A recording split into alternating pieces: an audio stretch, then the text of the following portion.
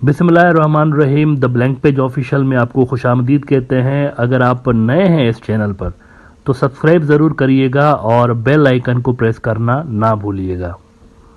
मित्रों, ये जो मैप आप अपनी स्क्रीन पे देख रहे हैं ये इंडियन कंट्रोल्ड ली का इलाका है जो कि लद्दाख के अंदर आता है। बहुत बड़ा इलाका है और इसके ऊपर चाइना का भी क्लेम है। पूरे के पूरे लद्दाख पे जाहिर सी बात है चाइना का क्लेम है। चाइनीज़ कहते हैं अंग्रेज़ों से भी पहले तो ये सारे डोगरे बोगरे इन सबसे पहले ये हमारे इलाके थे, तिब्बत ऑटोनमस रीजन के इलाके थे। तो अब इस इलाके में बहुत सारी ऐसी जगह हैं जो कि स्ट्रेटेजिकली इंपॉर्टेंट भी हैं और बहुत सारी जगह ऐसी हैं जो कि हिस्टोरिकल अहमियत की हामिल हैं। मिसाल के तौर पर जोरावर फोर्ट।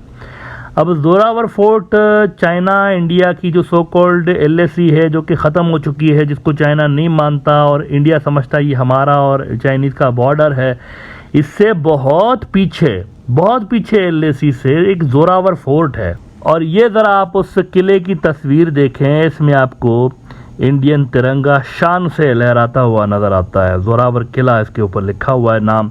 और ये उसकी दूसरी तस्वीर है, इसमें भी आसमान की बुलंदियों को छूता हुआ इंडियन तिरंगा यहाँ पर बता रहा है कि ये इलाका इंडियन आर्मी के कंट्रोल में है। लेकिन ये पुरानी तस्वीर हैं, पुरानी तस्वीरें हैं इंडियन आर्मी के, ज़ाहिर क्योंकि ये बहुत अंदर है ना, बॉर्डर से बहुत अंदर है। सो कॉल्ड LAC जो है ना वो उसके पास थोड़ी है, ये उससे बहुत पीछे है। लेकिन अब ये हुआ है कि ये इलाका सरेंडर हो गया इंडिया का, चाइना ले गया इसको भी चाइना ले गया है और कोई चूं तक नहीं हो रही इंडियन मीडिया के ऊपर। मैं हैरान हो गया हूँ सीरियसली, मेरे पास अल्फाज नहीं है कि आपके इलाके हाथ से जा रहे हैं। सो कॉल्ड आपका क्लेम है ना इसके ऊपर कि हमारा इलाका है, आपके हाथ से इलाके जा रहे हैं, आप इसको मीडिया में भी नहीं बात कर रहे। तो ये जो पिछले दिनों इतनी ज़्यादा चीखों पुकार सुनने को आ रही थी कि नहीं बॉर्डर इश्यूज़ रिजॉल्व करें, बाउंड्री पे नॉर्मलाइजेशन करें, ये सारा कुछ करें, फिर हम कुछ आगे बात करेंगे, तो क्या ये इस वजह से हो रही थी कि ये चाइनीज़ इसके ऊपर भी घुस के आ गए और आपने कौम को बताया ही नहीं, इंडियन पब्लिक को बताया ही नहीं कि ये भी इलाका हाथ से चला गया है।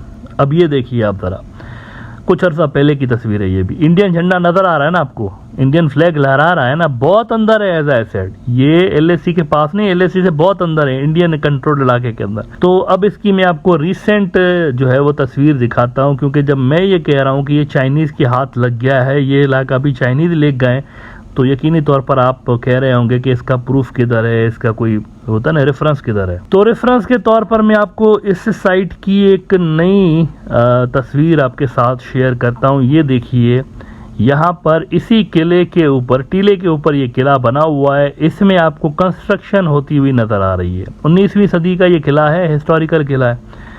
तो ये जो कंस्ट्रक्शन है, चाइनीज़ फौज जो है वो यहाँ पर ये कंस्ट्रक्शन कर रही है और वो यहाँ पर अपनी ऑब्जर्वेशन पोस्ट बना रहे हैं, चौकी जिसे कहते हैं, जहाँ से बैठ के आप दुश्मन के ऊपर नज़र रख रहे होते हैं। यहाँ पर चाइनीज़ घुस के आ गए हैं और चाइनीज़ ने यहाँ पर एक ऑब्जर्वेशन पोस्ट बना दी है। बिना लड़े इंडिया ने ये इलाका भी लद्दाख में सरेंडर कर दिया है।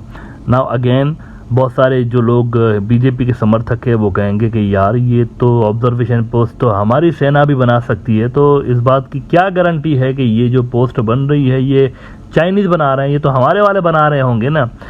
तो मित्रों, मैं ज़रा आपको लद्दाख, ये जो लेह का इलाका है, वहाँ के ही एक पॉलिटिशियन की एक स्टेटमेंट दिखाना चाहूँगा, जो वहाँ के लोकल के, जिसका घर है वहाँ पे, कोनचोक स्टानजिन साहब हैं। ये पॉलिटिशियन भी हैं, काउंसलर भी हैं चुशुल इलाके के, और ये जो है एग्जीक्यूटिव काउंसलर भी रह चुके हैं, जिसका स्टेटस जो है वो डिप्टी मिनिस्टर की लेवल का होता है, और ये ब्यूरोक्रेसी में भी इंडिया की में रहे हैं। अभी इन्होंने 30 मई को ये एक ट्वीट शेयर की है।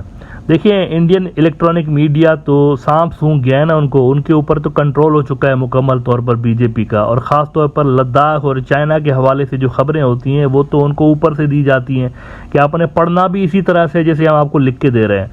तो असल जो खबर है ना वो नहीं आ रही होती मीडिया पे, इंडियन जो इलेक्ट्रॉनिक मीडिया है, अनटिल एंड अनलेस वो इंटरनेशनल मीडिया में इतनी आम ना हो जाए कि सारी दुनिया उस पर बात कर रही होती है ना, फिर इंडियन मीडिया उसको उठा रहा होता है। वरना इंडियन मीडिया शुरू में उनको पता होता है लेकिन वो उन चीज़ों को उठा नहीं रहे होते। अब ये कोनचुक स्टानजिन साहब ने जो ट्वीट किया है वो ज़रा आपको दिखाता हूँ। ये कहते हैं कि डेम चौक से Zorawar fort at that point in time is now converted into a Chinese observation point। ये घर का भेदी लंका डाय, अपने ही लोग बता रहे हैं कि मित्रों ये तो चाइनीज घुस के आ गए, आप तो देखते ही रह गए, आपने तो कुछ किया ही नहीं, तो ऑब्जर्वेशन पोस्ट पर गई है चाइनीज की यहाँ पे। तो ये सूरत हाल है कि इतना बड़ा इलाका देखते ही देखते एक और इंडिया का हाथ से निकल गया है और मीडिया में कोई नाम तक नहीं है। कांग्रेस वाले जब बात करते हैं तो कहते हैं ये तो चाइनीज एजेंट है। माजरत के साथ कांग्रेस वाले जब भी कहते हैं ना कि हमारा इलाका तेजी के साथ हमारे हाथ से जा रहा है लद्दाख का, तो उनके ऊपर डायरेक्टली इल्ज़ाम लगता है कि ये चाइनीज एजेंट है। हालांकि ऐसी कोई बात नहीं होती, वो सिर्फ सवाल पूछ रहे होते हैं। अब तो हद ये हो गई है, उस बंदे को बेचारे को मतलब वो पार्लियामेंट से ही निकाल दिया। अडानी और चाइना के ऊपर क्वेश्चंस पूछ रहा होता था, उसको मज़ह का खेज किस्म की केस में उनको निकाल दिया पार्लियामेंट से। ये मोदी कम्युनिटी जो है ना, मोदी ट्राइब, उसके बारे में कोई कमेंट इन्होंने दिया था तो इस पे इनको पार्लियामेंट से निकाल दिया। अब ये भी मेरे ख्याल से इंडिया की हिस्ट्री में पहली बार हो रहा होगा कि इतने छोटे से मुद्दे को लेकर करोड़ों लोगों का वोट था इनके पास, करोड़ों लोगों का। राहुल गांधी ऐसे ही तो नहीं बैठा हुआ था, इंडिया के करोड़ों लोगों ने उनको सपोर्ट किया था, तभी वो वहाँ पर पहुँचे हुए थे ना। और एक गुजरात के अंदर एक बीजेपी के समर्थक जज ने एक ऑर्डर पास किया और इनको निकाल दिया पार्लियामेंट। तो तब पार्लियामेंट में तो ये इशू इतना ज़ोर शोर के साथ रेज हो नहीं रहा, लेकिन वो पब्लिक के अंदर कर रहा है, मीडिया के अंदर। बोलना बंद नहीं करेगा, दैट्स फॉर श्योर, वो बात करता रहेगा क्योंकि यही उसकी रोजी रोटी है। वो भी तो पॉलिटिशियन है ना भाई, तो वो उसको अगर पार्लियामेंट में बात करने की इजाज़त नहीं होगी तो मीडिया में आके करेगा। इंडियन मीडिया उसकी बात नहीं सुनेगा तो इंटरनेशनल मीडिया में करेगा। आजकल बैठा हुआ है अमेरिका के अंदर और वहाँ पर भी लेक्चर दे रहा है, वो यूनिवर्सिटियों के अंदर, वहाँ पर यही बातें कर रहा है कि हमारे साथ क्या हो रहा है वहाँ पे। और इधर से ये कह रहे हैं नहीं ये तो एजेंट है। एजेंट वो है या ये लोग हैं जो कि कहते हैं कि कोई नहीं घुसा? सोचने की बात है। मतलब आपकी आंखों के सामने बड़े बड़े इलाके आपके हाथ से जा रहे हैं और सामने से स्टेटमेंट्स आ रही हैं कोई नहीं घुसा। बहरहाल मित्रों, इसी खबर को दी फ्री प्रेस जर्नल ने यूं रिपोर्ट किया है कि concerns raised after Lee politician shares image of Chinese converting Indian fort in Ladakh into observation point.